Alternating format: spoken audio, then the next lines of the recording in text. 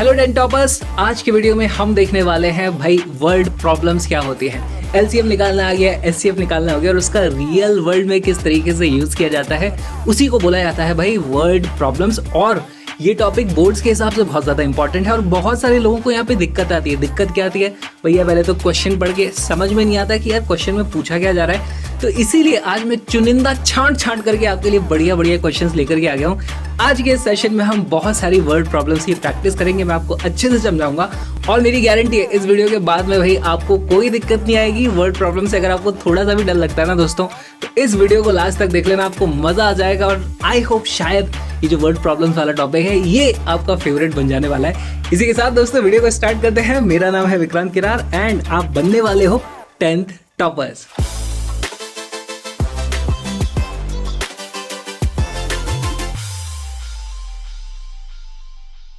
आ जाओ गाइस, शुरू किया जाए। 10th टॉपर्स रियल नंबर चल रहा है अपना, है मजा आ रहा है कि नहीं आ रहा है पढ़ने में। तो दोस्तों अभी तक क्या हुआ है, अपन ने पिछली क्लासेस में एलसीएम एचसीएफ निकालना अच्छे से सीख लिया है। अब मुझे कोई भी 2-3 नंबर दे दो, मैं सबके एलसीएम एचसीएफ तो निकाल सकता हूँ। अब बारी आई है भाई हम उस एलसीएम एचसीएफ को निकालें कैसे, कब सॉल्व करें, कैसे सॉल्व करें। अच्छा, लास्ट क्लास में हमने एक शॉर्ट ट्रिक देखी थी, है ना। बहुत सारे लोग इस शॉर्ट ट्रिक को याद रख लेते हैं कि भैया जब भी वर्ड प्रॉब्लम आ रही है ना, उसमें हमें कुछ नंबर दिए होते हैं। जैसे कि मान लो 50 लोग इधर थे, 100 लोग इधर थे और अब इनको लेके जाने के लिए तो बस लेके जानी है या फिर इनके लिए केले लेकर के आने हैं, कुछ ऐसे चीज़ लेकर के आनी होती है, कोई एक और नंबर हमें निकालना होता है। अक्सर लोग ये थ्योरी लगा देते हैं कि भाई अगर बड़ा नंबर चाहिए तो मल्टीपल्स बड़े होते हैं तो एलसीएम ले डालो, छोटा नंबर चाहिए, आंसर अगर गेस करने की कोशिश करेंगे आंसर छोटा आने वाला है यानी कि एचसीएफ, क्योंकि फैक्टर्स छोटे होते हैं। तो अक्सर ये वाला रूल लोग लगा लेते हैं और अगर क्वेश्चन की लैंग्वेज बदल दी ना क्वेश्चन वालों ने, तो ये सारे के सारे जो शॉर्ट ट्रिक के नाम पे जो भी बवाल मचा हुआ है सब धरा रह जाता है। तो इसका इस्तेमाल हम नहीं करेंगे। आज का अपना एजेंडा है कि भाई अपन दिमाग लगा करके समझने की कोशिश करेंगे क्वेश्चन क्या बोल रहा है और उसके बाद उनको चीज़ों को अपन सॉल्व करेंगे। ये शॉर्ट ट्रिक वैसे ना चाहते हुए मैं बताना चाहता हूँ दोस्तों 95% टाइम से काम कर तो जाती है, ठीक है, पर कोई बात नहीं, आप चाहते हो उसको लिखना तो लिख लो। अपन स्टार्ट करते हैं। क्वेश्चन ये रहा, पहला क्वेश्चन आपके सामने। देखो क्या बोला जा रहा है, इसको ध्यान से समझेंगे क्वेश्चन को, है ना। Okay, the length breadth and height of a room 8 metre 50 centimetre, 6 metre 25 centimetre and 4 metre 75 centimetre respectively. तो हमको एक कमरे की लंबाई, चौड़ाई, ऊंचाई तीनों चीजें दे दी गई हैं भाई, ठीक है। Find the length of the longest rod that है भाई, ये हैट नहीं है, that can measure the dimension of the room exactly. अब इसका मतलब क्या हुआ, एग्जैक्टली का मतलब क्या है दोस्तों। मान लो मेरे पास इस तरीके से मोबाइल फ़ोन रखा है और अगर मैं कोशिश करूं इसकी लेंथ नापने की, तो अगर मान लो मैं एक ऐसे स्केल लेकर के आ जाऊं और स्केल यहाँ पे लगाऊंगा, है ना, तो देखो काफ़ी कम चांसेस है कि ये स्केल इससे एग्जैक्टली मैच कर जाए। हो सकता है स्केल बड़ा रह जाएगा थोड़ा, है ना, उस केस में यहाँ पर एग्जैक्टली मैच नहीं हो रहा है। मैं नाप फिर भी पाऊंगा, एग्जैक्ट मैच नहीं हो रहा है। अगर स्केल मेरा छोटा रह जाएगा तो मैं यहाँ पे रखूंगा, फिर इसको दोबारा नाप लूंगा इस तरीके से, है ना, तो यहाँ पे एग्जैक्टली मैच नहीं हो रहा है। ओके, ये चीज़ मुझे समझ में आ गई। देखो अपने पास दोस्तों 3 डायमेंशन है। क्या क्या डायमेंशन है जरा लिख देते हैं। एक है हमारे पास 8 मीटर 50 सेंटीमीटर, दूसरा है मेरे पास 6 मीटर 25 सेंटीमीटर, तीसरा है मेरे पास 4 मीटर 75 सेंटीमीटर। 3 लंबाइयाँ हैं। अब ज़रा इमेजिन करने की कोशिश करो, एक स्केल में लेकर के आऊँ ऐसा जो इन तीनों को एग्जैक्टली नाप पाए। जैसे मान लो दोस्तों, एक एग्जांपल के लिए मैं बता दूं आपको, मान लो मैं 1 सेंटीमीटर लंबा एक स्केल लेकर के आ जाऊं, है ना। कोई भी लेंथ को कैसे नापते हैं, मान लो ये वाली लंबाई मेरे को नापनी है, ठीक है। 1 centimetre 1 centimetre 1 centimetre 1 centimetre 1 centimetre 1 centimetre 1 centimetre 5 बार लगाया, 6 बार लगाया और उसको मैंने एग्जैक्टली में नाप पाया, है ना, उसमें आधा सेंटीमीटर कभी भी नहीं आएगा। और यहाँ पे आप लेंथ देखो, सबके सब एटलीस्ट सेंटीमीटर में तो है ही सही। तो हम 1 सेंटीमीटर से आसानी से चीज़ों को एग्जैक्टली नाप सकते हैं ना। कितनी बार आ गया भाई, 50 बार लगा दिया, 1 सेंटीमीटर 50 सेंटीमीटर हो गया। इस तरीके से चीज़ें देख सकते हो। क्या मैं 5 सेंटीमीटर ले लूँ, देखो ये जो 5 सेंटीमीटर है भाई, इसको भी मैं नाप सकता हूँ आराम से, है ना। 8 मीटर बेसिकली ये क्या लिखा हुआ, अच्छा दोस्तों इनको हम कन्वर्ट भी कर लेते हैं। यहाँ पे मीटर और सेंटीमीटर है ना, सबको सेंटीमीटर में लेकर के आ जाओ, तब जाकर के मेरी चीज़ें लाइफ में आसान हो जाएंगी। 8 मीटर 50 सेंटीमीटर को मैं ऐसे नहीं लिख सकता, 800 सेंटीमीटर प्लस 50 सेंटीमीटर, यानी कि ये बन जाता है हमारे पास 850 सेंटीमीटर। ये मेरे पास बन जाता है 625 सेंटीमीटर और ये मेरे पास बन जाता है 475 सेंटीमीटर। अब ज़रा ध्यान से देख के बताओ मेरे को दोस्तों, अगर मैं 5 सेंटीमीटर लंबा एक स्केल ले आऊँ तो यार ये भी मैं कंप्लीटली एग्जैक्टली नाप पाऊंगा, है ना। इसको भी नाप पाऊंगा, इसको भी नाप पाऊंगा। कैसे नाप पाऊंगा, ज़रा इसको डिवाइड करके देख लो 5 सेंटीमीटर से, तो ये एग्जैक्टली कुछ नंबर आ जाएगी यहाँ पे, है ना। कंप्लीट डिवीजन हो जा रहा है तो मैं बोलूँगा भैया एग्जैक्टली मैं उसको नाप पा रहा हूँ। यही क्वेश्चन में पूछा हुआ था, बस अपने को दोस्तों यही करना है। अच्छा 1 सेंटीमीटर यहाँ पे हो रहा है, 5 सेंटीमीटर हो रहा है, क्या इससे बड़ा कोई स्केल का लेंथ है? 10 सेंटीमीटर से ये तो एग्जैक्टली नप जाएगा, ये वाले एग्जैक्टली नहीं नप पाएंगे, उसमें डेसिमल वाली वैल्यूज आ जाएंगे, वो अपने को काम नहीं करना है, ठीक है। तो ऐसा कौन सा नंबर है, अब देखो क्वेश्चन में क्या पूछा जा रहा है कि भैया इनको एक ऐसा नंबर 1 सेंटीमीटर 5 सेंटीमीटर, एक ऐसा बड़ा नंबर बताओ जो इन सबको एग्जैक्टली डिवाइड कर सके।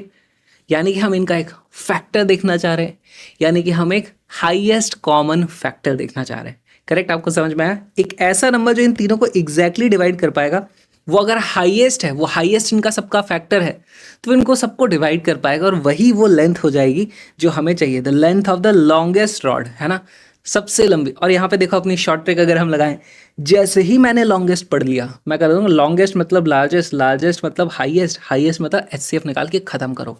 तो दोस्तों इस क्वेश्चन में हमको एक्चुअली एचसीएफ निकालना है। हमने शॉर्ट ट्रिक से भी देख लिया, हमने इसका मतलब भी समझ लिया। अब इसको सॉल्व करते हैं।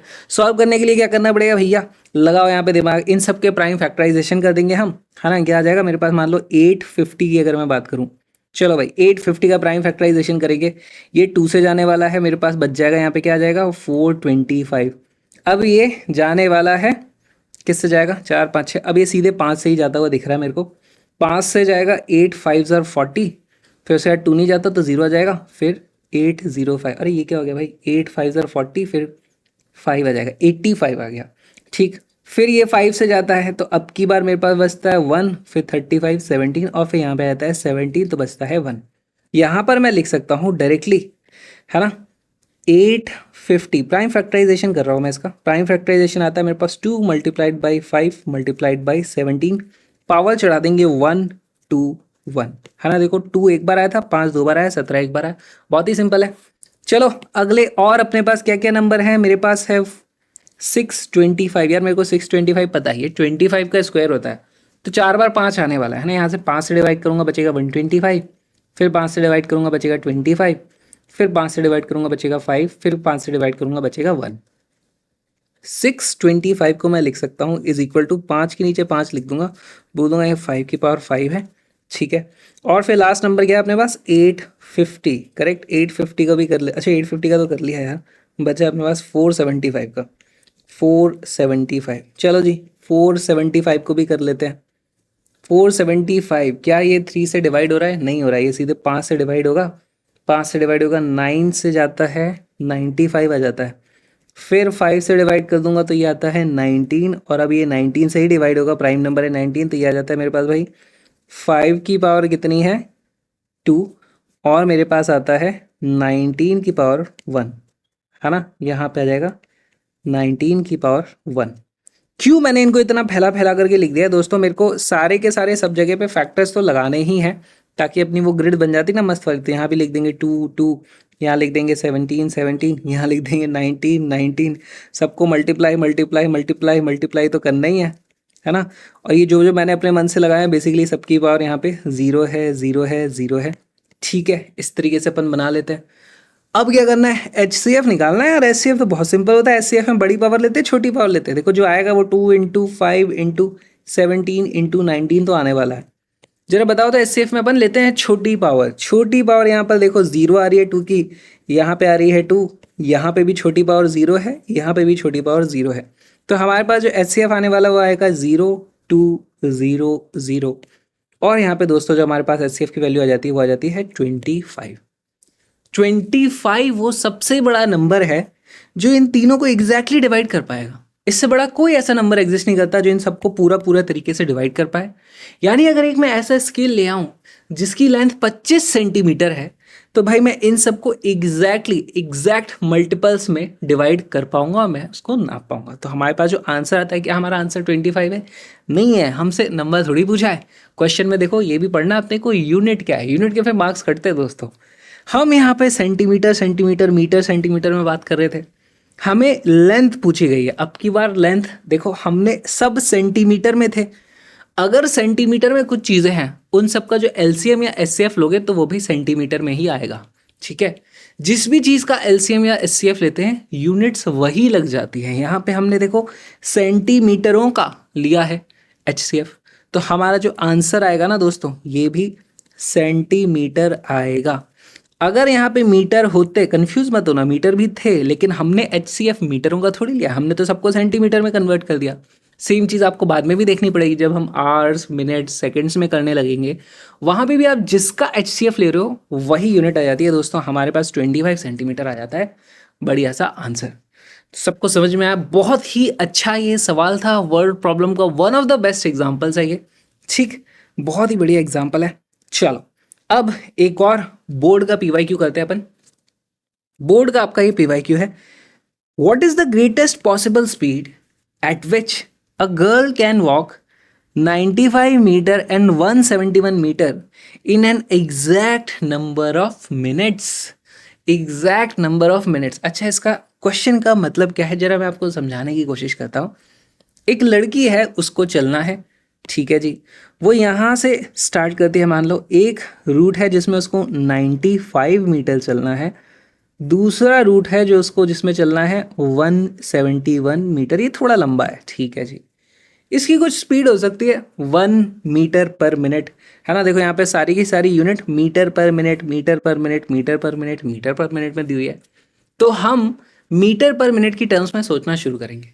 ओके, अगर मैं इसको चला दूँ 1 मीटर पर मिनट पे, अभी मैं आपको क्वेश्चन समझा रहा हूँ ना, खाली इमेजिन करो, फिर इसके बाद शॉर्ट ट्रिक वाला मेथड भी बता दूंगा। अगर ये 1 मीटर पर मिनट चलती है तो इसको यहाँ से यहाँ जाने में एग्जैक्टली देखो 95 मिनट लग जाएंगे, क्योंकि एक मिनट में तो एक ही मीटर चलती है, 95 मीटर चलना है तो 95 मिनट लग जाएंगे। इधर जाने में भी उसको 171 मिनट लग जाएंगे। देखो कहीं डेसिमल का इस्तेमाल नहीं हुआ है, तो एग्जैक्ट नंबर ऑफ मिनट्स हमें देखने को मिल रहे हैं। लेकिन 1 एक बहुत ही छोटा नंबर है, ठीक है। क्या 1 से बड़ा कुछ हो सकता है? देखो 2 से तो नहीं होगा, ये 3 से भी डिवाइड नहीं हो रहा, 3 से भी नहीं होगा, 4 से भी नहीं हो सकता, फिर ये 5 से ये तो डिवाइड हो जाता है, ये वाला नहीं हो पाता है ना।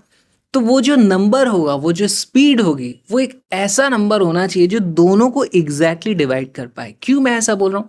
देखो दोस्तों, हमारे पास एक फॉर्मूला क्या होता है, डिस्टेंस इज इक्वल टू, है ना, क्या होता है, डिस्टेंस होता है टाइम इनटू स्पीड। मुझे टाइम एक एग्जैक्ट मल्टीपल चाहिए, करेक्ट।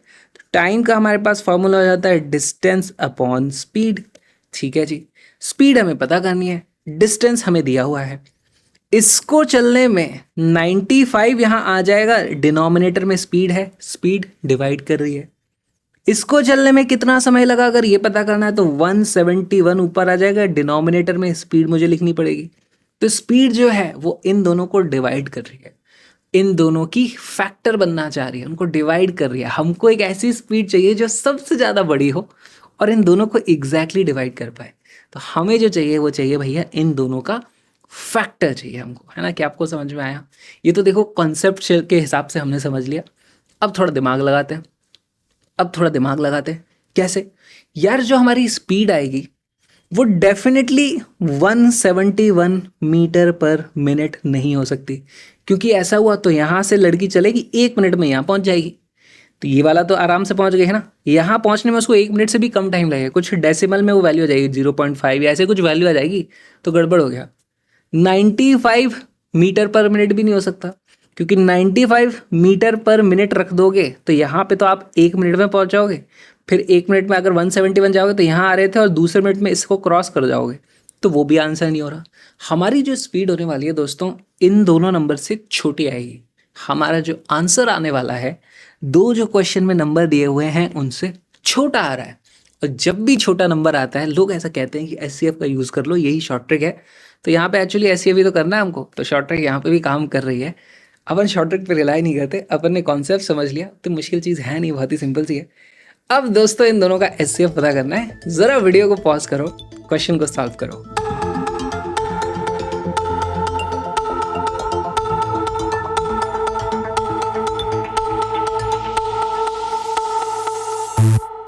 दोस्तों इसका करेक्ट आंसर है ऑप्शन बी। कैसे आया यार, एचसीएफ पता करना है। तो यहाँ पे ऑप्शन मुझे ऑलरेडी दिए हुए हैं और मुझे मालूम है कि यार मैं लिख सकता हूँ। देखो यहाँ पे 95 को मैं लिख सकता हूँ, क्या ये 5 इंटू 19 नहीं है? और मैं लिख सकता हूँ 171, उसको मैं लिख सकता हूँ यार ये 19 मल्टीप्लाइड बाई 9 नहीं है? तो यहाँ से मेरे पास एच सी एफ आ जाता है यार, H C F is equal to 5 into 19 into 9। दोस्तों ऐसे निकाल सकते हैं। ये प्राइम फैक्टराइजेशन नहीं है, ये वाला तो प्राइम फैक्टराइजेशन था, ये प्राइम फैक्टराइजेशन नहीं है। Number 9 is not a prime number. लेकिन यहाँ पे मैं देखूँ कि यार मुझे तो छोटी वाली पावर चाहिए ना। तो यहाँ पे 5 की पावर 0 है, यहाँ पे 9 की पावर 0 है। तो 5 की पावर आ जाएगी मेरे पास 0, यहाँ जाएगा 0, यहाँ पे आएगा 1। H C F is equal to 19 and 19 becomes our correct answer. Unit मत भूलना, 19 मीटर पर मिनट। स्पीड की यूनिट 19 मीटर पर मिनट आएगी। मीटर मीटर मत लगा देना यहाँ पे, ठीक है? मीटर पर मिनट आएगी यहाँ पे। चलो जी, अब की बार जो क्वेश्चन आने वाला है, अब की बार मैं नहीं बताऊंगा, मैंने तुमको बता दिए 2 क्वेश्चन, ठीक है? अब तुम्हारा काम है क्या, एचसीएफ एलसीएम निकालना तो है ही नहीं मुश्किल। मुश्किल चीज तो क्या है, क्वेश्चन पढ़ के समझ पाना। चलो, क्वेश्चन पढ़ोगे, समझोगे और फिर इसको सॉल्व करोगे, है ना? अच्छे से पढ़ना है इसको, यही प्रैक्टिस है दोस्तों। अभी कर लो, डायरेक्ट फॉरवर्ड करके सोल्यूशन मत देखो, अच्छे से वीडियो को पॉज करो, क्वेश्चन को सॉल्व करो।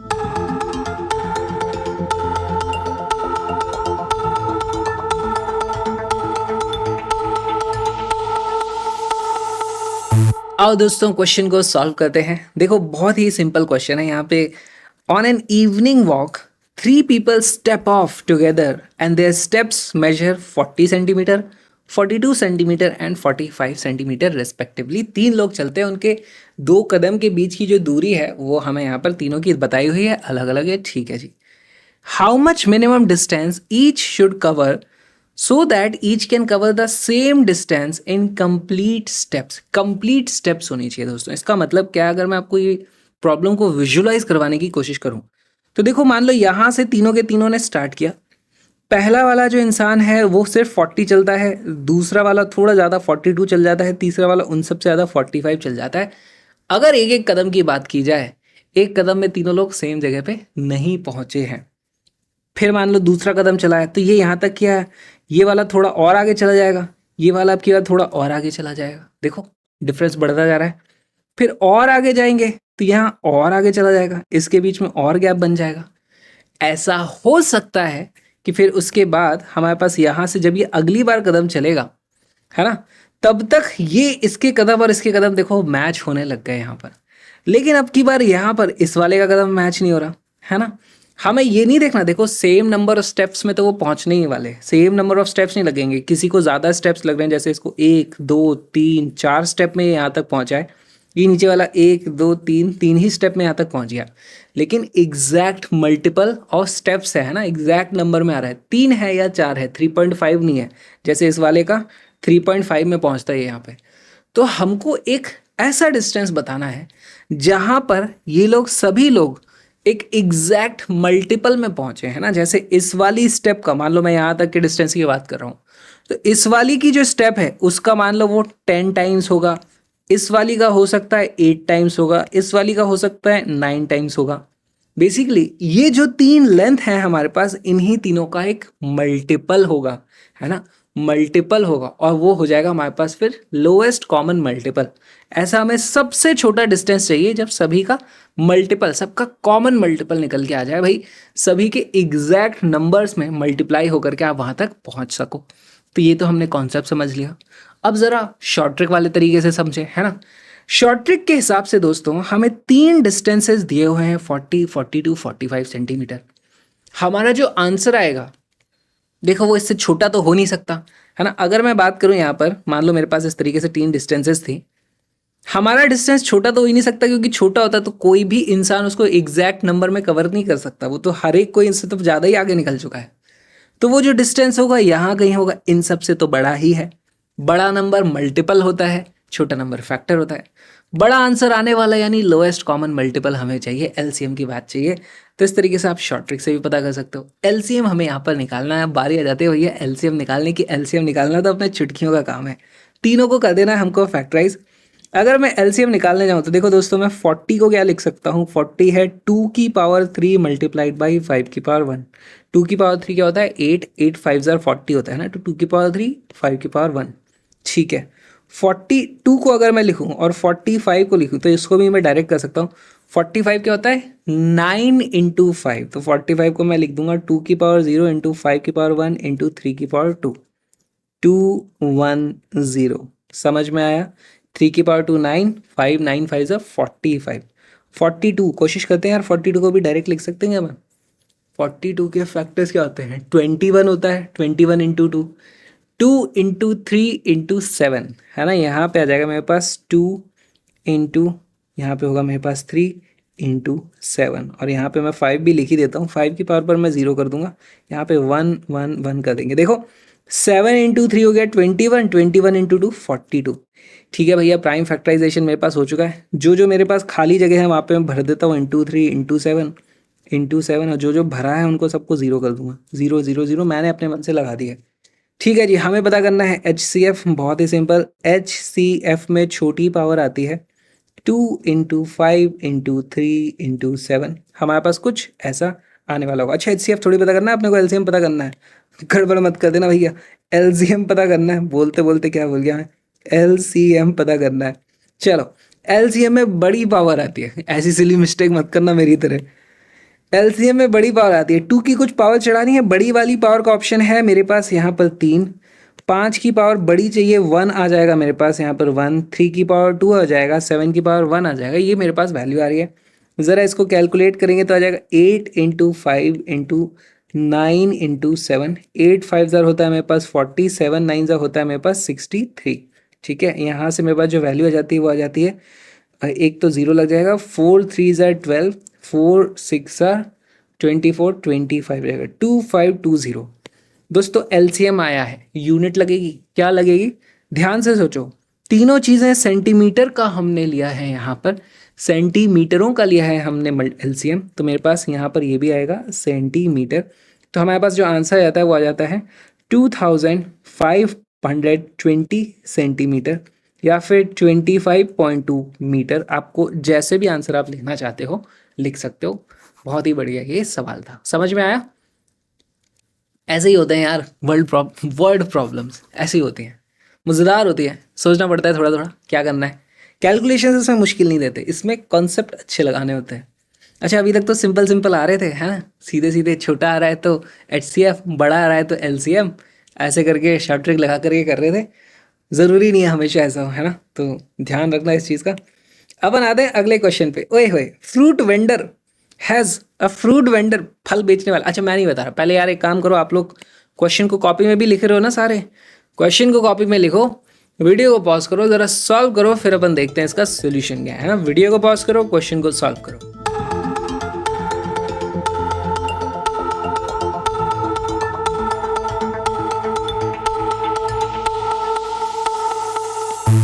दोस्तों इसका करेक्ट आंसर आता है 45। सॉल्व करना शुरू करते हैं, कैसे आ गया। A fruit vendor has 990 apples and 945 oranges. तो उसके बाद जो टोटल नंबर ऑफ अपने पास जो फ्रूट्स हैं, एप्पल हैं अपने पास 990 एप्पल्स, और है मेरे पास 945 ऑरेंजेस। अच्छा दोस्तों, प्रोबेबिलिटी में ऐसे क्वेश्चन आते हैं, इनको एक बक्से में डाल देते हैं, बंद करते हैं, बोलते हैं हमने ऐसे हाथ डाला और एक चीज़ निकाली, बताओ क्या प्रोबेबिलिटी है कि वो एप्पल होगा कि ऑरेंज होगा। वो वाले क्वेश्चन भी करेंगे जब प्रोबेबिलिटी पढ़ेंगे। अभी तो चलो देख लेते हैं क्या क्या आ रहा है क्वेश्चन में। ही पैक्स देम इनटू बास्केट्स। अच्छा चलो, बास्केट्स में उसको डालनी है। Each basket contain only one of the two fruits but in equal numbers. तो अब देखो, हमको ऐसी बास्केट चाहिए, मान लो हमारे पास जो बास्केट है ना, बास्केट की जो कैपेसिटी है वो है x, x is equal to capacity. ठीक है जी, उसकी जो कैपेसिटी है वो है x। इसमें या तो आप x एप्पल रख सकते हो, या इसमें एक x ऑरेंज रख सकते हो, या कोई भी फ्रूट रख सकते हो। ठीक है, find the number of fruits to be put in each basket in order to have a minimum number of baskets. Question में क्या पूछा है कि हमें भाई सबसे कम नंबर ऑफ बास्केट चाहिए, इस तरीके से कि हर बास्केट में सेम नंबर ऑफ फ्रूट आए। जैसे सब में 5 आ रहे हैं तो भाई सब में 5 ही आ रहे हैं, और हमारे पास यहाँ पर कोई भी फ्रूट मिक्स भी नहीं होना चाहिए, है ना। ठीक है, तो इस तरीके से लिखा हुआ है कि only one of the two fruits ही होना चाहिए उसमें, या तो सारे एप्पल होंगे या सारे ऑरेंज होंगे। तो इस तरीके का कुछ हमारे पास इसकी बास्केट की कैपेसिटी होनी चाहिए। अच्छा, अगर मैं शॉर्ट ट्रिक वाले मेथड की बात करूं तो शॉर्ट ट्रिक मेथड क्या बोलता है, इसकी जो कैपेसिटी होगी, कैपेसिटी इन दोनों नंबर से ज़्यादा तो हो नहीं सकती, कैपेसिटी इनसे कम ही होगी। मान लो उसकी कैपेसिटी है ना 5, हमारे पास मान लो मैं बोल देता हूँ कि 5 फ्रूट्स की कैपेसिटी आती है, तो भैया इसको भी उसमें डालेंगे तो बहुत सारी बास्केट लग जाएंगी, इसको भी उसमें डालेंगे बहुत सारी बास्केट लग जाएगी। 5 जो नंबर आ रहा है इनसे छोटा आने वाला है, कैपेसिटी हमारी इन दोनों से छोटी आने वाली है। छोटी आती है यानी कि फैक्टर चाहिए, फैक्टर चाहिए यानी कि हमारे को HCF चाहिए होता है, HCF। हमारी शॉर्ट ट्रिक तो बोलती है HCF लगा दो आंसर आ जाएगा। पर चलो सॉल्व करना शुरू करते हैं। यहाँ पर देखो जो भी कैपेसिटी होगी यार, कैपेसिटी अगर मेरे को X कैपेसिटी है, मेरे को 990 एप्पल उसमें रखने हैं, तो मेरे को कितनी बास्केट लगेंगी ये मैं कैसे बता सकता हूँ। मैं क्या करूँगा, 990 को मैं X से डिवाइड कर दूंगा, ठीक है। इससे मेरे पास एक नंबर आ जाएगा कि भैया मेरे को इतनी बास्केट चाहिए, और वो डेसिमल में नंबर नहीं होना चाहिए, वो एग्जैक्ट डिवीजन यहाँ पे होनी चाहिए, कुछ रिमाइंडर नहीं बचना चाहिए, ठीक है। तभी मेरे पास मेरी कंडीशन सेटिस्फाई हो रही है। सिमिलरली हमारा जो 945 ऑरेंजेस हैं वो भी बास्केट्स में जाएंगे, उनमें भी वही कैपेसिटी है, तो उधर भी डिवाइड करना पड़ेगा। यहाँ से मुझे पता चल रहा है यार एक्स तो इन दोनों का फैक्टर होना चाहिए। और देखो दोस्तों, मुझे कम नंबर ऑफ बास्केट चाहिए, यानी कि एक बास्केट में ज़्यादा फ्रूट्स आने चाहिए, तभी तो टोटल नंबर ऑफ बास्केट कम लगेंगी। यानी कि मुझे एक्स वो सबसे बड़ा नंबर चाहिए जो इन दोनों को डिवाइड करता हो, इसका मतलब सबसे बड़ा फैक्टर चाहिए, हाईएस्ट कॉमन फैक्टर चाहिए। इस तरीके से हमने क्वेश्चन को समझा। तो अगेन मेरे पास बात वही निकल के आई, भैया HCF निकालना है, चलो HCF निकाल देते हैं। अब इनका फैक्टराइजेशन करना पड़ेगा। मुझे काइंड ऑफ ऐसी फीलिंग आ रही है दोस्तों 45 हमारे पास आंसर आने वाला है, ठीक है। क्यों आने वाला है, देखो 900 को तो डिवाइड कर ही सकते हैं, लास्ट में 90 और 45 दिख रहा है, 45 के ही मल्टीपल लग रहे हैं मेरे को ये दोनों। चलो सॉल्व करना शुरू करते हैं, ऐसे तुक्के नहीं मारने चाहिए, है ना। इतनी फास्ट मैं कंप्यूटर जैसे कैलकुलेट तो करता नहीं हूँ कि देख के बता दूँ इनका HCF क्या आ रहा है। अपन को थोड़ा प्राइम फैक्टराइजेशन मेथड का यूज़ करना पड़ेगा। चलो 990 का फैक्टराइजेशन करते हैं। 990 पहला नंबर है, ये 3 से जा रहा है तो यहाँ पे आता है 330, फिर ये 3 से जा रहा है आपकी बार आता है 110। क्या अब ये 3 से जा रहा है, नहीं, अब ये 5 से जाएगा, 5 से जाएगा तो मेरे पास यहाँ पर बचता है, यार ये तो 2 से भी जा रहा था, 2 से तो डिवाइड ही नहीं किया मैंने। अब कर देंगे, कोई बात नहीं, ऊपर नीचे अपन ऑर्डर कर सकते हैं। 5 से इसको डिवाइड करता हूँ तो 2, फिर उसके बाद 222 आ जाता है। अब ये 2 से जाता है तो 11 आ जाता है, फिर ये 11 से आता है तो 1 आ जाता है। मैं लिख सकता हूँ 990 is equal to 2 multiplied by 3 multiplied by 5 multiplied by 11। 2 की पावर है 1, 3 आया था 2 बार, 5 आया था 1 बार, और 11 भी आया था 1 बार। चलो जी, प्राइम फैक्टराइजेशन अपना हो गया। अगला प्राइम फैक्टराइजेशन करते हैं 945 का। चलो 945 का करेंगे। और दोस्तों आप लोग भी ना मेरी तरह साइड में जैसे मैं कैलकुलेशन कर रहा हूँ ऐसे ही करना, पीछे पलट पलट के कॉपी मत करना। चलो ये 2 से तो नहीं जा रहा, ये 3 से 5 और 4 9 होता है, 9 + 9 9 ही होता है। चलो 3 से ये डिवाइड हो जाएगा, यहाँ पे बचता है मेरे पास 315। अभी भी ये 3 से डिवाइड होगा, ये बचता है मेरे पास 105। अभी भी ये 3 से डिवाइड हो जाएगा, मेरे पास 35 बचेगा। अब ये मेरे पास 5 से डिवाइड होगा, बचेगा 7, और अभी ये 7 से डिवाइड हो जाएगा, बचेगा 1। ठीक है जी, यहाँ पे मैं लिख दूंगा यार 990 नहीं 945 इज इक्वल टू 2 तो है नहीं यहाँ पे, 3 मल्टीप्लाइड बाई 5 मल्टीप्लाइड बाई 7, इस तरीके से कुछ आ रहा है ना। पावर चढ़ा देंगे, 3 आया था 3 बार, 5 आया था 1 बार, 7 आया था 1 बार, और यहाँ पे कुछ वैल्यूज़ नहीं दिख रहे हैं, जैसे 2 नहीं दिख रहा, 11 नहीं दिख रहा, ऊपर में मेरे को 7 नहीं दिख रहा। सबकी पावर 0 कर दो, 0 कर दो, 0 कर दो, क्योंकि मैंने अपने मन से लगाया। चलो जी, हमको क्या पता करना है, पहले ही बता चुका हूँ मैं, HCF पता करना है, पहले ही लिख दिया था, कंफ्यूज नहीं होंगे। पिछली बार मैं कंफ्यूज हो गया था, मैंने LCM करना था, मैंने HCF लिख दिया था। No silly mistakes guys. चलो HCF की वैल्यू होगी 2 × 3 × 5 × 11 × 7। जितने भी यहाँ पे प्राइम्स थे सारे लिख दो। छोटी पावर चढ़ानी है, छोटी पावर देखो यहाँ पे 2 की पावर जो है 0 और 1 ऑप्शन है, छोटी पावर 0 है, यहाँ 3 आ जाएगा, यहाँ 1 आएगा, यहाँ पे 0 आएगा, यहाँ पे भी 0 आएगा। दोस्तों यहाँ से हमारे पास जो वैल्यू जाती है 3 की पावर 3, नहीं सॉरी यार 3 की पावर 2 होना चाहिए। यहाँ पे देखो 3 की जो पावर चढ़ानी है, मेरे पास 2 ऑप्शन है, या तो 2 या 3, इन दोनों में छोटा जो होता है वो होता है 2। Guys no silly mistakes.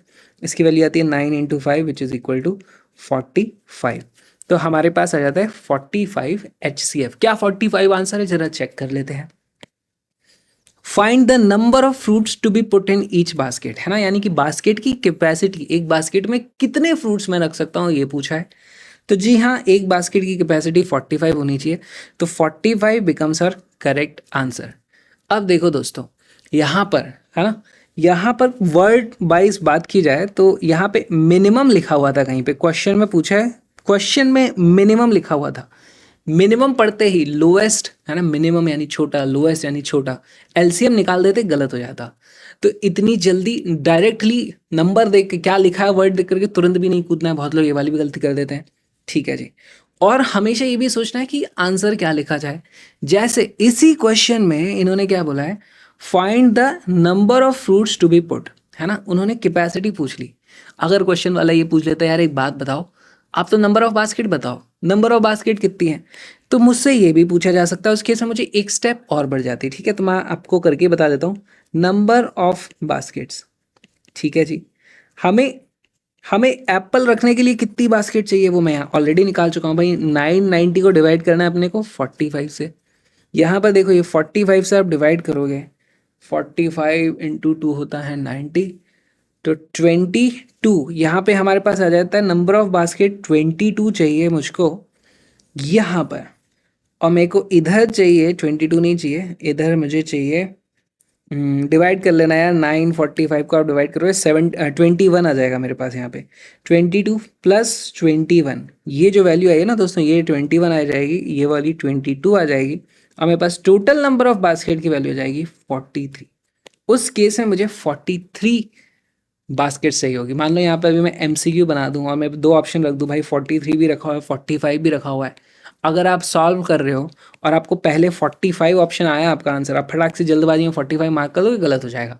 तो ये भी अपने को नहीं करना है, ठंडे दिमाग से सोचना है, क्योंकि यहाँ पे स्कोप बनता है भाई। क्वेश्चन कुछ और छोटा सा चेंज करके पूछा जा सकता था, आंसर 2 नंबर से ही दो डिजिट से ही, मतलब चुनना सा आंसर में चेंज हुआ है। ये सब चीज़ें हो सकती है, ठंडे दिमाग से सोचेंगे, मज़े से सारे के सारे क्वेश्चन सॉल्व करेंगे। बहुत ही अच्छा सवाल था। अब एक और सवाल किया जाएगा। अब अगेन मैं नहीं पढ़ के बताऊंगा, पहले आपको क्वेश्चन को लिखना है कॉपी में, ठंडे दिमाग से सोचना है। बहुत लोगों की इंग्लिश भी वीक होती है, क्वेश्चन सामने होते हुए भी, सबको सामने होते हुए भी पढ़ नहीं पाते हैं, समझ नहीं पाते हैं। वीडियो को पॉज करो, एक बार कोशिश करो, फिर अपन इसका सोल्यूशन देखते हैं।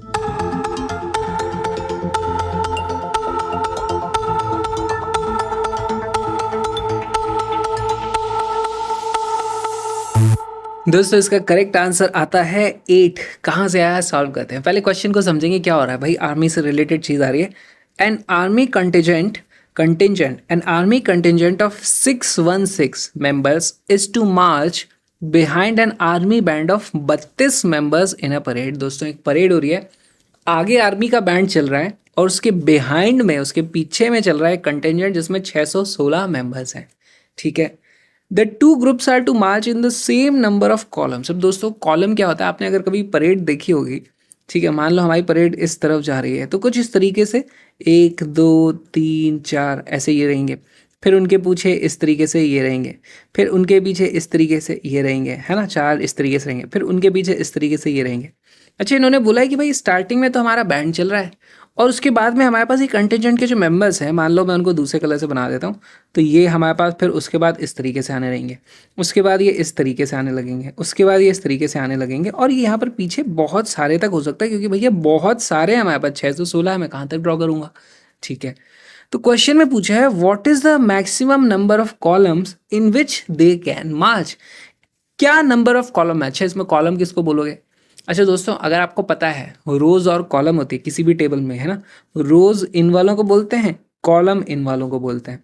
तो यहाँ पे कॉलम ये नहीं है ऐसी गलती मत करना। ठीक है, वो तो मैंने इसको इधर जाती हुई बना दी, अगर मैं इसको ऊपर की तरफ जाता हुआ बना देता तो सारा क्वेश्चन चेंज हो जाता ना। मैं कैसा डायग्राम बनाता हूँ उस पर थोड़ी क्वेश्चन डिपेंड होता है। थोड़ा समझने की कोशिश करते हैं दोस्तों, क्या हुआ। मान लो मैं बोल दूं कि यार what is the maximum number of column की बात हो रही है, चलो एक काम करें, मिनिमम नंबर ऑफ कॉलम, थोड़ा समझने की कोशिश करते हैं।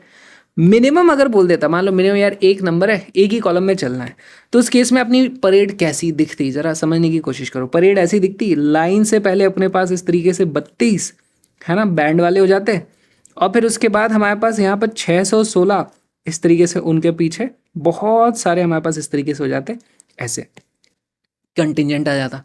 अब की बार भी परेड इस तरफ जा रही है, देखो दोस्तों यहाँ पे हमारे पास 1 कॉलम परेड चल रही है ना, 1 कॉलम, COLUMN, क्या होती है स्पेलिंग भाई, COLUMN, हाँ 1 कॉलम वाली है हमारे पास ये परेड चल रही है। ठीक है, ये मैंने 1 कॉलम वाली बना दी। यहाँ पे ये जो बनाई थी मैंने, ये थी अपने पास कितने, 4 कॉलम की परेड बना दी मैंने। ठीक है, अब आपको समझ में आ रहा होगा परेड में कॉलम का मतलब क्या है। यार परेड में कॉलम का मतलब हो गया अपने पास, ये एक हो गया, ये दूसरा हो गया, ये तीसरा हो गया, ये चौथा हो गया। ठीक है जी, अब इसका एलसीएम एचसीएफ से क्या लेना देना है। यार दोस्तों हमारे पास मान लो बैंड में 32 लोग हैं, अगर मैं यहाँ पर 5 कॉलम बना देता है ना, 5 कॉलम बना देता इस तरीके से, तो 5 कॉलम में मैं 30 लोगों को तो आराम से रख देता, सारे के सारे फिल हो जाते, फिर मेरे पास 2 और बच जाते, तो वो फिर मेरे पास इस तरीके से कंप्लीट नहीं हो पाता। करेक्ट, तो मुझे जो नंबर की एक तलाश है ना, कितने नंबर ऑफ कॉलम चाहिए, 32 से तो वो छोटा ही होगा। करेक्ट, 616 से भी छोटा होगा, तो हमारे पास जो आंसर आने वाला है वो इन दोनों से छोटा आएगा। छोटा यानी एचसीएफ, छोटा चाहिए नंबर, आंसर यानी एचसीएफ। तो हमने शॉर्ट ट्रिक लगा दी, शॉर्ट ट्रिक मत करो अभी। ठीक है, वैसे शॉर्ट ट्रिक हमारी क्या रही है, हमको एचसीएफ पता करना है। चलो चेक कर लेते हैं क्या है। ओके, मुझे जो नंबर चाहिए यहाँ पर, अगर मेरे को नंबर ऑफ कॉलम्स चाहिए है ना, लेट्स से मेरे पास x is equal to number of columns है। ठीक है, यही तो पता करना है। तो हमारा जो 32 है वो भी x से पूरा डिवाइड हो जाना चाहिए, और हमारे पास जो 616 है वो भी x से पूरा डिवाइड हो जाना चाहिए। तभी जाकर के कुछ इस तरीके का सीन बनेगा कि भाई हाँ अपने पास कंप्लीट ये जो इस तरीके से बन पा रहा है, फॉर्मेशन अच्छी बन रही है यहाँ पे। ठीक है, अरेंज ठीक से हो पा रहे हैं। जैसे 5 नहीं हो सकता वो नंबर, 5 इन दोनों को डिवाइड ही नहीं कर पाता। हमें यहाँ पर देख करके पता चल चुका है भैया x is a factor of 32 and 616। मुझे लार्जेस्ट चाहिए, वो बड़ा नंबर कौन सा हो सकता है, जैसे 1 भी हो रहा था यहाँ पे, मैंने 1 बनाया तो था। ठीक है, 1 भी फैक्टर है दोनों का, हमको चाहिए HCF। तो हमें चाहिए HCF, चलो इसको कैसे पता करें। HCF चाहिए तो देखो दोस्तों, इनके प्राइम फैक्टराइजेशन करेंगे। मैं 32 को लिख सकता हूँ, 32 इज होता है 2 की पावर कितना, 5। 2 की पावर 4 होता है हमारे पास 16, 16 इंटू 2 होता है अपने पास 32, याद है मेरे को 32 का, तो 2 की पावर 5 हो जाता है। 616 का भैया मुझे याद नहीं है, इसका प्राइम फैक्टराइजेशन करना पड़ेगा, और ये लंबा चलने वाला है ना तो चलो कर लेते हैं। 616, चलो भैया प्राइम फैक्टराइजेशन करेंगे। 2 से जाता है ये 308 आ जाता है यहाँ पे, फिर 2 से ये जाएगा, अब की बार आता है 154, फिर 2 से जाएगा, अब की बार ये आ जाता है मेरे पास 7, फिर अब ये 7 से जाएगा, बचता है यहाँ पे 11, 11 से जाएगा, बचता है मेरे पास 1। 616 को मैं लिख सकता हूँ भैया, ये आने वाला है 2 इंटू 7 इंटू 11, पावर चढ़ जाएगी यहाँ पे 311। ऊपर जहाँ जहाँ खाली रह गया वहाँ पे मल्टीप्लाई कर दो, 7 मल्टीप्लाई कर दो 11, वैल्यू रख दो, यहाँ पे 0 है, यहाँ पे 0 है। हमको चाहिए एच सी एफ हो जाएगा 2 इंटू 7 इंटू 11, जिनकी कुछ कुछ पावरें चढ़ेंगी। एच सी एफ में अपन छोटी वाली पावर लेते हैं। छोटी वाली पावर देखो यहाँ पे 5 और 3 में से हमारे पास 3 छोटा है, इधर 3 आ जाएगा। 7 के लिए 0 और 1 में से 0 छोटा है, तो यहाँ और यहाँ 0 आ जाने वाला है। इसकी वैल्यू आती है भैया 8। हमारे पास 8 नंबर ऑफ कॉलम में अगर ये चलेंगे, तो फिर हमारे पास सभी को मैं अच्छे से ऑर्गेनाइज कर सकता हूँ कि भैया इस तरीके से मैं क्लियरली देखो, अगर मैं 8 रख दूँ है ना, ऐसे ही 1 2 3 4 5 6 7 8 ऐसे रखता, तो फिर इस तरीके से 8 4 कितना होता है 32, तो मेरे को 4 इस तरीके से लगाता, तो ये पूरा का पूरा मेरे पास बैंड हो जाता है। ये वाला पार्ट मेरा बैंड हो गया, और उसके बाद पीछे पूरा का पूरा वो कंटिजेंट आ जाता। कोई दिक्कत मेरे को यहाँ पर नहीं देखने को मिलती। चलो, what is the maximum number of columns in which they can march, भाई 8 इज आवर करेक्ट आंसर। बहुत बढ़िया सवाल था ये, एक्चुअली सिंपल था ही था यार, इससे अच्छे अच्छे सवाल कर चुके अपन। ये भी कोई सवाल हुआ, पर कोई बात नहीं जी, कोई बात नहीं। एक और अच्छा क्वेश्चन करेंगे, आ जाओ। आज तो ज़बरदस्त प्रैक्टिस होने वाली, इतनी अच्छी तुम्हारी प्रैक्टिस हो जाएगी, मज़ा आ जाएगा तुम्हें, है ना। फिर इसके बाद चाहो तो कहीं और प्रैक्टिस कर सकते हो, ज़रूरत नहीं पड़ेगी आपको, सारी प्रैक्टिस हो चुकी है यहाँ पे। ठीक है, बस शर्त ये है कि जब भी अपन वो टाइमर आता है अपना काउंट डाउन टाइमर, तब आप लोग को सॉल्व कर लेना है। नहीं तो दोस्तों क्या होगा फिर, अभी यहाँ पे आप राम कथा की तरह देख रहे हो बैठ करके, हाँ भैया सॉल्व कर रहे हैं ये, हम तो बस देख रहे हैं, हम नहीं पेन उठा रहे हैं। फिर उसके बाद जाके किसी किताब में जाकर के क्वेश्चन ढूंढोगे, फिर सॉल्व करोगे, मिलेंगे आपको यही क्वेश्चन वहाँ पे भी। ठीक है, ऐसे ही मिलते जुलते क्वेश्चन मिलेंगे। उससे अच्छा यार अभी वीडियो पॉज कर करके साथ में सॉल्व कर लो, अभी प्रैक्टिस कर लो, अपना टाइम बचाओ, बचे हुए टाइम में जाके खेल लेना कुछ गेम वेम जो खेलना आपको।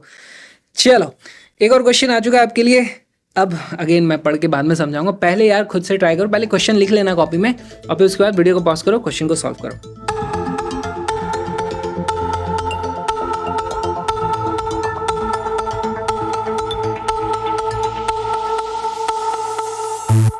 आओ दोस्तों क्वेश्चन को सॉल्व करते हैं। ये कुछ वैसा ही क्वेश्चन आ चुका है जैसा अपन ने लास्ट वीडियो में किया था। 3 people running around a rectangular track can complete 1 turn in 2 hours, 4 hours and 5.5 hours respectively. बहुत बढ़िया सवाल है ये। ठीक है, हमारे पास एक इस तरीके से रेक्टेंगुलर ट्रैक है। अगर मान लो वो यहाँ से स्टार्ट होता है ना, मान लो इसमें ये क्वेश्चन थोड़ा इस तरीके से बनाया गया, बहुत सारी चीज़ें इन्होंने ठीक से लिखी नहीं है। पहली बात तो सब सेम डायरेक्शन में ही भाग रहे हैं, दूसरी बात एक ही पॉइंट से स्टार्ट करते हैं, और फिर उसके बाद वो दोबारा कितनी देर बाद मिलेंगे, ऐसा when will they meet at the starting point, starting point पे ही दोबारा कब मिलेंगे। हो सकता है यहाँ पे कहीं दोबारा मिल जाए, हो सकता है यहाँ कहीं दोबारा मिल जाए, नहीं, हमको चाहिए यहाँ पर ही दोबारा कब मिलेंगे, ये हमको पता करना है। चलो जी, यहाँ से ही चलना शुरू करते हैं। पहली बार मान लो ये जो बंदा है, जो भी इंसान है, 2 घंटे में आता है, तो ये यहाँ पे 2 घंटे में ही आ जाता है, पर वो रुकता नहीं है, वो घूमता रहता है। फिर अगली बार यहाँ पे जब आएगा तब तक 4 घंटे हो चुके होंगे, 2+2। फिर उसके बाद और अगला आएगा, फिर और 6 घंटे हो जाएंगे, फिर और अगला आएगा, 8 घंटे हो जाएंगे। इस तरीके से उसके नंबर ऑफ आवर्स अगर मैं लिखना चाहूँ, है ना, स्टार्टिंग पॉइंट यहाँ पर अगर मैं ए, बी और सी तीनों लिख दूँ यहाँ पर, तो कब कब ये स्टार्टिंग पॉइंट पर आ रहे हैं, मैं अब यहाँ पे वो टाइम लिखने वाला हूँ जब वो लोग स्टार्टिंग पॉइंट पे हैं। तो ए जो है हमारा वो 2 आवर्स पे होगा, ठीक है। फिर उसके बाद में आ जाएगा वो 4 आवर्स पे, फिर उसके बाद में आ जाएगा 6 आवर्स पे, फिर 8 आवर्स पे, फिर उसके बाद वो 10 आवर्स पे, और इस तरीके से हमारे पास वैल्यूज आने वाली है। यहाँ पे आप देख रहे हो ये 2 की टेबल आ चुकी है अपने पास, ठीक है जी, कोई बात नहीं, ओके। अगला देख लेते हैं, बी आता है 4 घंटे में, तो वो 4 घंटे में यहाँ से शुरू करेगा, 4 घंटे लगे, फिर अगले चक्कर में और 4 घंटे लगेंगे, तो 8 घंटे बाद वो यहाँ पे दिखाई देगा। तो यहाँ पे उसके बाद अगला आ जाएगा 8, फिर अगला आएगा 12, फिर आएगा 16, फिर आ जाएगा अपने पास 20। इस तरीके से अब की बार ये 4 की टेबल आ चुकी है, ठीक है जी। अब ये इंटरेस्टिंग है, 5.5 डेसिमल के साथ दे दिया इन्होंने। चलो लिख लेते हैं यहाँ पे, तो 5.5 आवर्स में ये वाला हमको इंसान यहाँ पे मिलता है। सी जो है उसको वापस आने में यहाँ पे 5.5 आवर्स लगे। अगला चक्कर काटेगा 5.5 प्लस 5.5 कितना हो जाता है, अब की बार वो हो जाता है हमारे पास 11 आवर्स। 11 के बाद अब कितना टाइम लगने वाला है उसको, 11 के बाद उसको फिर 5.5 आवर्स और लग जाएंगे यहाँ पर, तो उसमें फिर 5.5 को आपको ऐड करना है, तो ये जाता है मेरे पास है 16.5।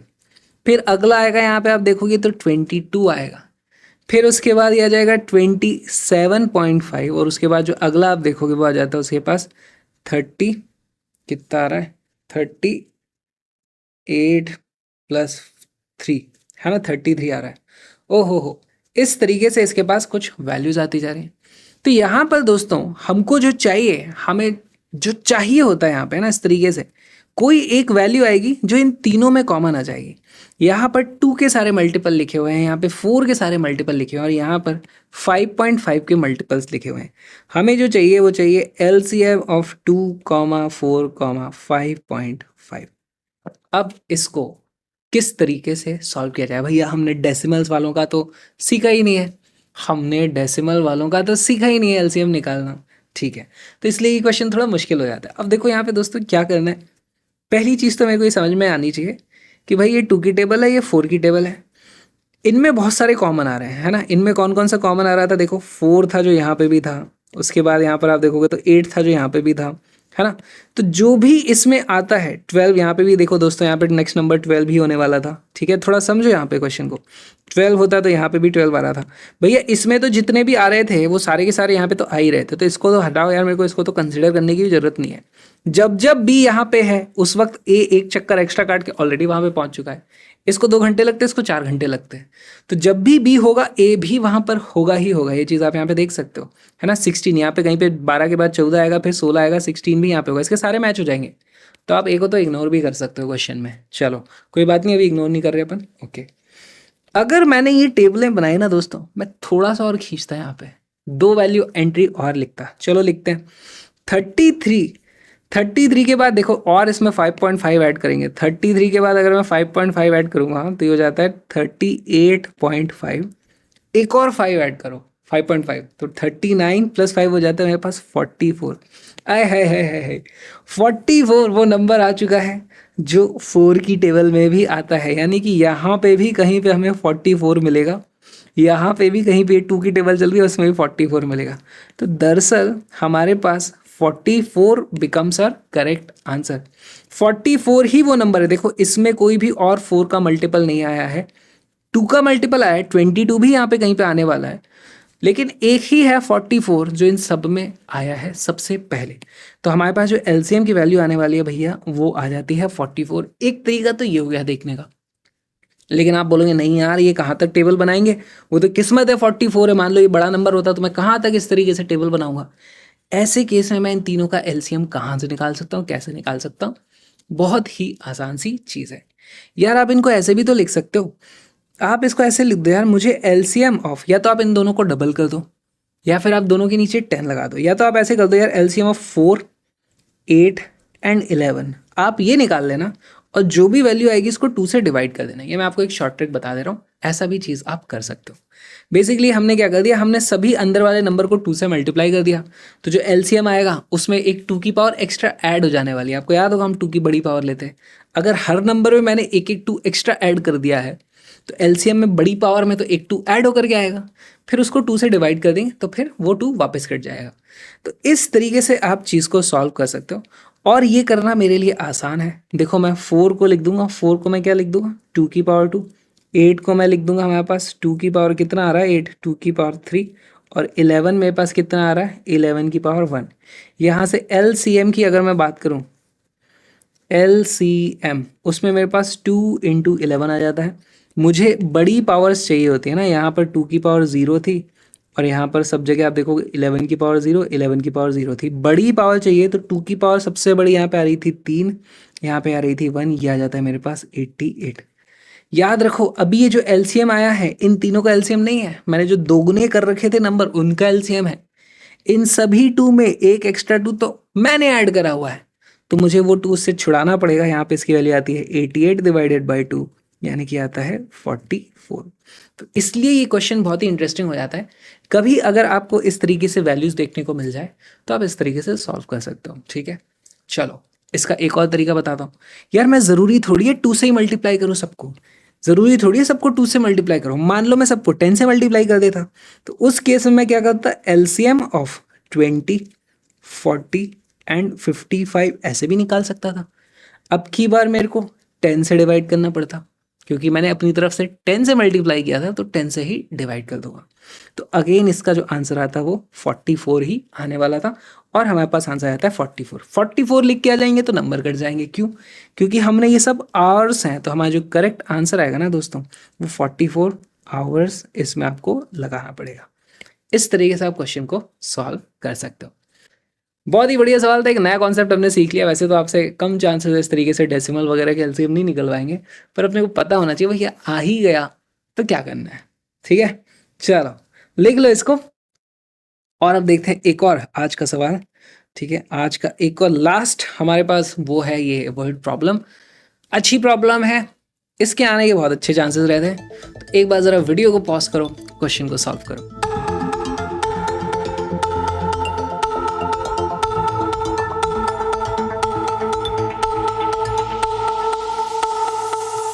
आओ दोस्तों सॉल्व करें। इस क्वेश्चन का आंसर है 5 टाइम्स। अब ये क्वेश्चन घुमा फिरा करके पूछा गया, बहुत ही मज़ेदार क्वेश्चन है, बहुत ही अच्छा क्वेश्चन है। देखो 4 bells ring together at 9 AM, सुबह के 9 बजे 4 घंटियां बज गई। They ring after 7 second, 8 second, 11 second and 12 second respectively. तो यानी कि हुआ क्या होगा यार, सुबह के 9 AM यहाँ पर हो रखा है, 9 बजे ये चारों घंटियाँ एक साथ बज गई। मैंने इनको इस तरीके से ड्रॉ किया। अच्छा ऐसे ड्रॉ करता हूँ, ये 1 2 3 4। फिर उसके बाद एक जो है वो हर 7 सेकंड में बज रही है, अगली 8 सेकंड में बज रही है, फिर अगली वाली जो है वो 11 सेकंड में बज रही है और उसके बाद वाली 12 सेकंड में बज रही है। दोनों साथ साथ तो नहीं बज रही, तो सारी की सारी एक साथ कब बजेंगी? अब देखो पिछले क्वेश्चन की तरह में मालूम है यार, ये जो टाइम है ना, इन टाइम्स का कुछ मल्टीपल में ये बज रही है।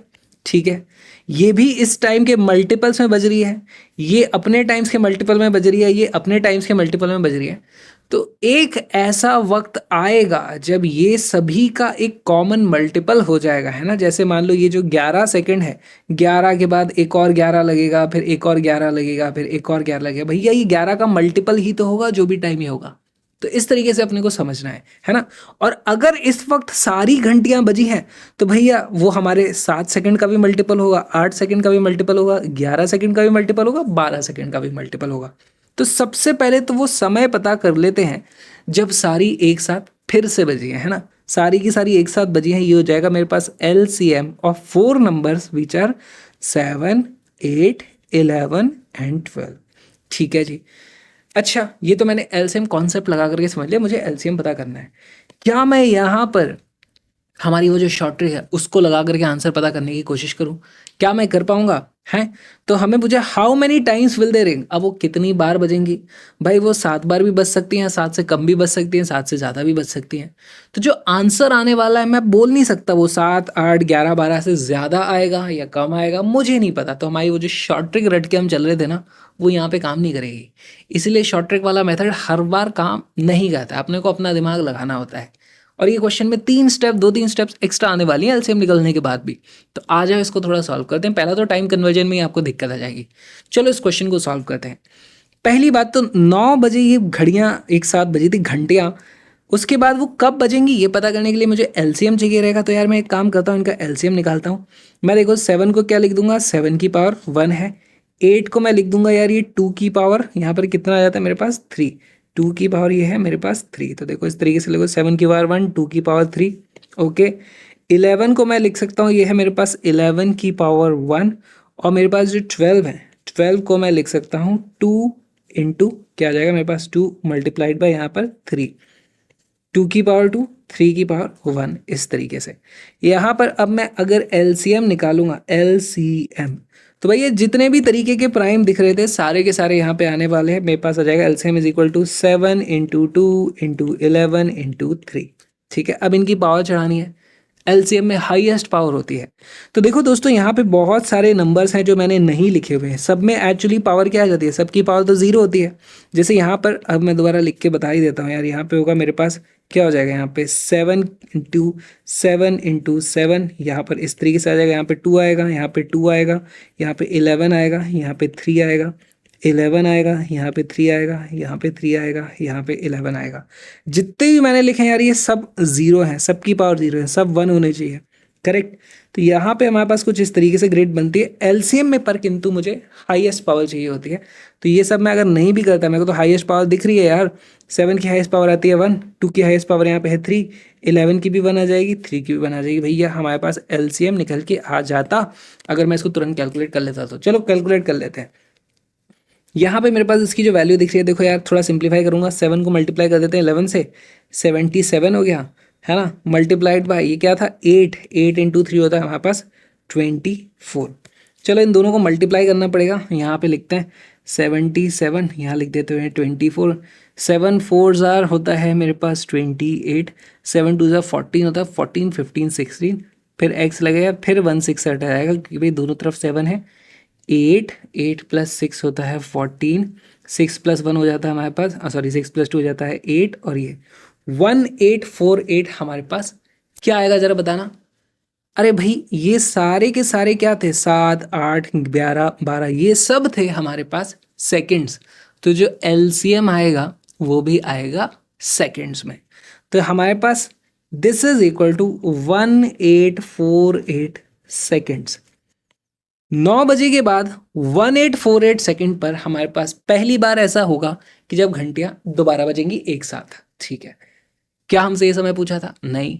क्वेश्चन पूछा है कि 9 बजे बजी थी, फिर उसके बाद अगले 3 घंटे में कितनी बार और बज रही हैं। ठीक है, इसको भी काउंट नहीं करना है ना। How many times will they ring together again in the next 3 hour. अच्छा, 3 घंटे में कितने सेकंड होते हैं जरा ये कैलकुलेट कर लें। तो यहाँ पे हमें ये कैलकुलेट करना पड़ेगा कि सेकंड्स इन 3 आवर्स कितने होते हैं दोस्तों। 1 घंटे में 60 मिनट होते हैं, 1 मिनट में हमारे पास 60 सेकंड होते हैं, और ऐसे हमारे पास 3 घंटे। तो टोटल हमारे पास जो नंबर ऑफ सेकंड्स आने वाले हैं वो इतने सारे आ जाते हैं। ठीक है, इसको रफ कैलकुलेशन को मैं थोड़ा सा साइड में कर देता हूँ। ओके, इतने सारे हमारे पास टोटल नंबर ऑफ सेकंड्स आ जाएंगे। ओके, इसको मैं लिख देता हूँ, सिंपल कर देता हूँ, 3 इंटू 3600, इस तरीके से लिख दिया। पूरा भी कैलकुलेट अभी नहीं करूँगा, ज़रूरत नहीं है। ठीक है, अच्छा इतने टाइम में एक बार बजती है। ओके, बताना ज़रा इन दोनों में से पहले तो कौन सा बड़ा है। अगर मुझे दिखाई दे रहा है कि ये वाला नंबर बड़ा है, इससे काफ़ी ज़्यादा बड़ा है दोस्तों, है ना। ये 1800 समथिंग था, ये 3600 समथिंग, और फिर उसके बाद 3 से भी मल्टीप्लाई है। तो इनफैक्ट अगले 3 घंटे में ये एक बार साथ में बजेगी, फिर एक बार साथ में बजेगी, फिर एक बार साथ में बजेगी, ऐसे बहुत सारी बार हो जाएगा। उसके बाद 3 घंटे कंप्लीट होंगे। तो हमें ये बताना है भैया ये कितनी बार बज गई, हमें बताना है ये कितनी बार बज गई। ओके, एक बार सबको एक साथ बजने में, सबको एक साथ बजने में हर बार 1848 इतना सारे सेकंड लगने वाले हैं। फिर उसके बाद अगेन इतने सेकंड लगेंगे, फिर अगेन इतने सेकंड लगेंगे। हमें एक काम करना है, इसको अगर मैं इसी नंबर से डिवाइड कर दूं तो मुझे पता चल जाएगा यार कितनी बार ये नंबर लगाने पर मेरे पास ये वैल्यू बन जाती है। तो देखो, हमें जो करना है ना, number of times they will ring, ये मुझे पता करने के लिए मैं कर दूंगा 3 × 3600 डिवाइडेड बाई 1848। मुझको ये करना पड़ेगा। अच्छा ठीक है, और ये ज़रूरी नहीं है ये कम्प्लीटली डिवाइड हो जाए। इनफैक्ट ये कम्प्लीटली डिवाइड नहीं होगा, क्योंकि यहाँ पे देखो 2 बार 0 आ रहा है यहाँ पर इस तरीके से ना, और यहाँ पर मतलब मुझे दिख रहा है यार ये कम्प्लीटली डिवाइड तो नहीं हो रहा, कुछ तो डेसिमल में वैल्यू आने वाली है। ठीक है, मान लो इसकी वैल्यू अगर मैं सॉल्व करूँगा तो मेरे पास ऐसे आ जाता है 3.6, इस तरीके की वैल्यू आ जाती है। यानी कि इसको अगर मैं 3.6 से मल्टीप्लाई करता हूं तो 3 घंटे हो जाते हैं। ओके, अच्छा 0.6 मेरे काम का नहीं है, लेकिन मुझे ये तो दिखाई दे रहा है कि भाई इतना बड़ा जो टाइम का इंटरवल है ये एग्जैक्टली 3 बार तो आ ही चुका है। उसके बाद कंप्लीट नहीं हुआ, उसके बाद 0.6 टाइम्स हो पाया, कंप्लीट नहीं हो पाया। तो यानी कि 3 बार घंटी बच जाएगी। तो यहाँ पे डिवाइड करने के बाद जो डेसिमल से पहले आएगा ना, उतनी बार तो इतना, ये 1848 सेकेंड इतना टाइम इंटरवल हो जा रहा है, तो उतने तो हमारे पास बार घंटियाँ बचेंगी। तो मुझे एक्चुअली ये चीज़ पता करनी है। ज़रा इसको कैलकुलेट करोगे तो यार अब ये जो वैल्यू आती है ये अप्रॉक्सीमेटली 5.8 के आसपास कुछ वैल्यू आ रही होती है। अब ज़रा इसको समझने की कोशिश करते हैं दोस्तों। हमारे पास यहाँ पर था 9 AM, ठीक है। 9 AM के बाद 3 घंटे मेरे पास कितना बच जाता है, 12 बजे, है ना। तो 12 हमारे पास बच चुके हैं, PM हो जाएगा, 12 PM हो जाता है फिर उसके बाद। ठीक है, यहाँ से एक बार यहाँ पर 1 2 3 4 5 एंड 5.8 यानी कि 6 यहाँ कहीं हो रहा होगा। इस तरीके से ये जो इंटरवल है, ये जो इंटरवल है, ये मेरे पास ये वाला इंटरवल लिखा हुआ है 1848 सेकंड का इंटरवल है ये। देखो, एक बार 9 बजे साथ में बजी थी, फिर एक बार यहाँ बजी है, 2 बार यहाँ बजी है, 3 बार यहाँ बजी है, 4 बार यहाँ बजी है, 5 बार यहाँ बजी है, और छठी बार जो बजी है वो 3 घंटे के बाद बजी है। क्वेश्चन में क्या पूछा है, how many times will they ring together again in the next 3 hours, in the next 3 hours, है ना। अगेन भी लिखा हुआ है कि एक बार तो बज चुकी, एक बार तो यहीं बजी थी, उसके बाद दोबारा कब कब बजेगी। तो सिर्फ इनकी बात हो रही है। हमारे पास जो आंसर आने वाला है भाई 1 2 3 4 5, हमारे पास 5 is equal to correct answer. 5 बार वो बजने वाली है। बहुत ही अच्छा कॉन्सेप्चुअल सवाल था ये, डायरेक्ट LCM SCF निकालने से नहीं आएगा। उसके बाद आपको 3 घंटे का भी टाइम दे दिया था, उससे डिवाइड करना पड़ेगा।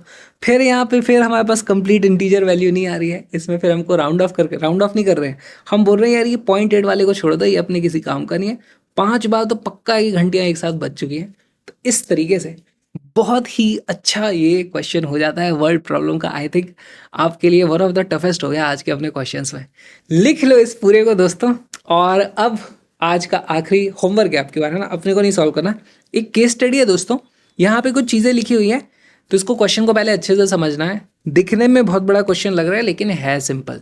तो यहाँ पे मैं आपसे ज़्यादा मुश्किल कैलकुलेशन नहीं करवा रहा हूँ, लेकिन आपको समझना पड़ेगा भैया क्या कॉन्सेप्ट लगते हैं, उसके हिसाब से बहुत अच्छा सा क्वेश्चन है।